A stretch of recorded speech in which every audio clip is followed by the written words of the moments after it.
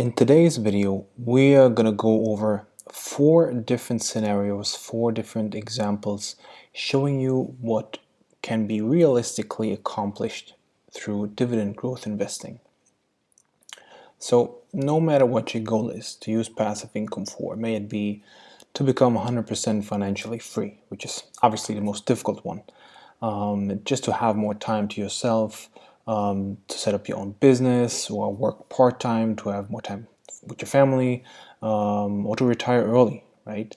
In any case, I'm going to show you 4 different scenarios. Before we get started, let me go through the assumptions that I've made. So the contributions here remain the same throughout the whole time horizon. For instance, in the first scenario, we have a student who contributes $300 a month throughout 30 years. So while that may be a lot, say during college, it might be easy for the student when the student starts earning money in a job. So for simplicity, we've just assumed that these monthly contributions do not change. Also, the tax situations obviously very individual. So we applied 22% capital gains tax from year 1 onwards. So it's rather a conservative approach. We have also not baked in any potential dividend cuts. While this should be a rare occasion, of course it can happen. But yeah, let's get started with scenario 1. So in scenario 1, we have a student, 20 years old, plans to invest for 30 years. He has a starting capital of $5,000 and contributes $300 a month, as you can see here. The dividend yield is 3.5% and the estimated growth is 4%. So let's take a look at where we land here. So essentially at the end of year 30, what we arrive at is a monthly dividend after tax of more than $2,000. So the goal here was to have retirement income. While this might not be sufficient, I don't know what the situation is in 30 years. Obviously, it depends on the personal situation, if this is sufficient for this particular person.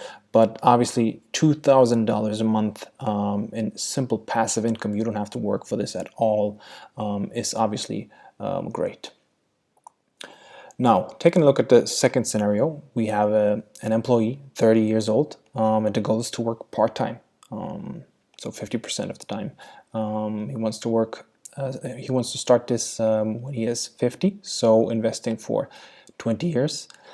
He, however, has a starting capital already of $20,000 and can contribute $700 a month with a dividend yield of 4.5% and a lower growth of 2%. So this particular person ends up with almost $1,400 a month after investing for 20 years. Definitely a pretty good addition to his goal of working still part-time at 50 years old.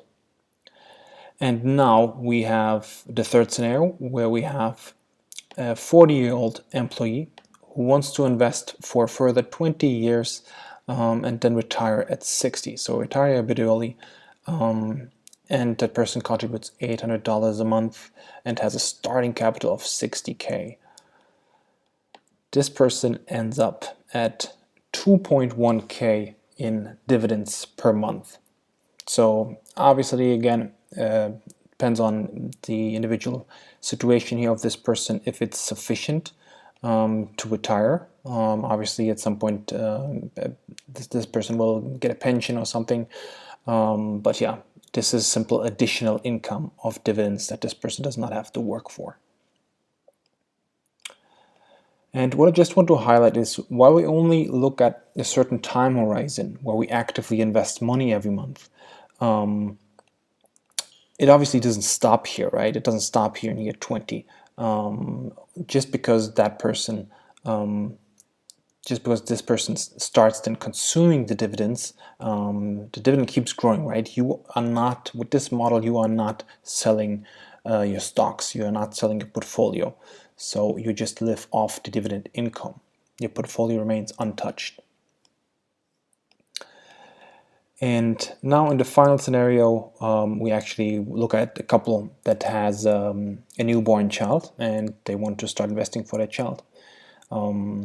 The assumption here is that the time horizon is 40 years. So say the parents invest for 20 years and then the child takes it up personally, and we have a starting capital of only $100, and same goes for the monthly contribution, $100.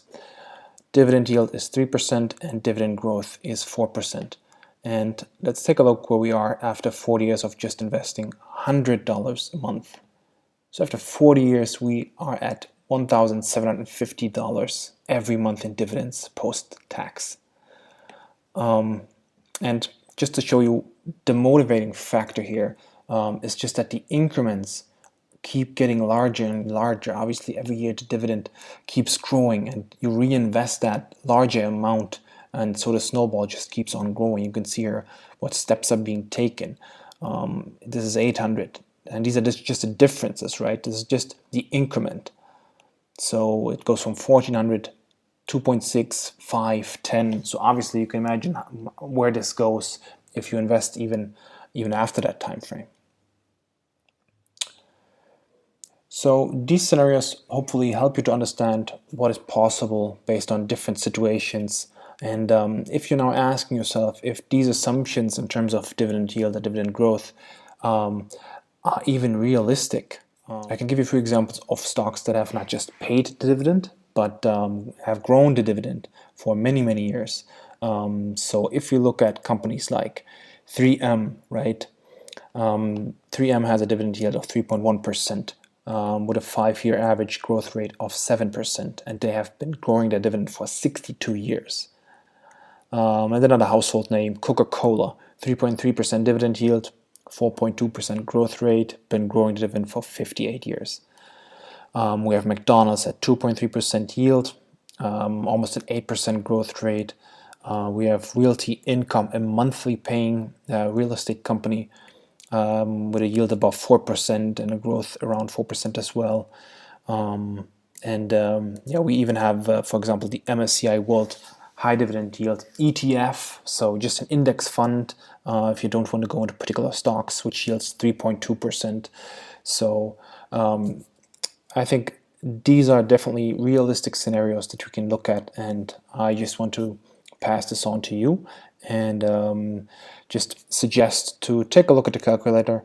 I will put the link in the description box below, so you can just play around with it, put in numbers that put in your personal numbers and see what the figures say, what is realistic for you. And before I close, this is not to be considered financial advice, but simply my personal view. This is my favorite investing model. Yeah, I hope you enjoyed the video, and see you next time.